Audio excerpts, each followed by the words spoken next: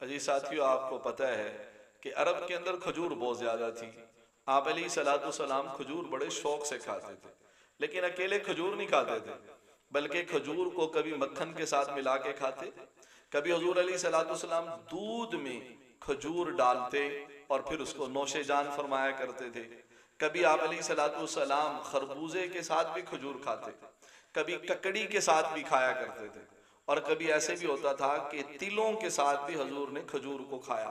اور اسی طرح آپ علیہ الصلوۃ والسلام جب خربوزہ کبھی کھاتے تو اس کو شکر کے ساتھ بھی کھا لیتے، ککڑی کے اوپر آپ علیہ الصلوۃ والسلام نے نمک لگا کر بھی کھایا۔ اور حضور جب کھجور کھاتے تھے تو آپ اس کی گٹھلی کو نکالتے تو آپ شہادت اور درمیان والی بڑی انگلی، ان دونوں کے درمیان میں گٹھلی کو رکھتے اور اس کو پھینکا کرتے تھے۔ یہ آپ علیہ الصلوۃ والسلام کا طریقہ کار تھا۔ ایک اور واقعہ یاد آیا، ایک مرتبہ حضور علیہ الصلوۃ والسلام اور صحابہ کرام کھجوریں کھا رہے تھے۔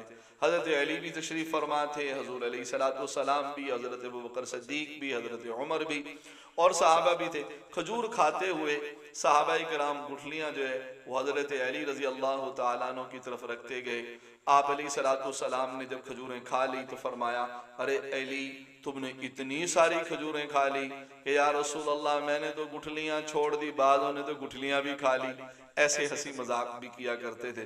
اللہ رب العزت ہمیں حضور علیہ الصلوۃ والسلام کی ایک ایک سنت پر عمل کرنے کی سعادت نصیب فرمائے۔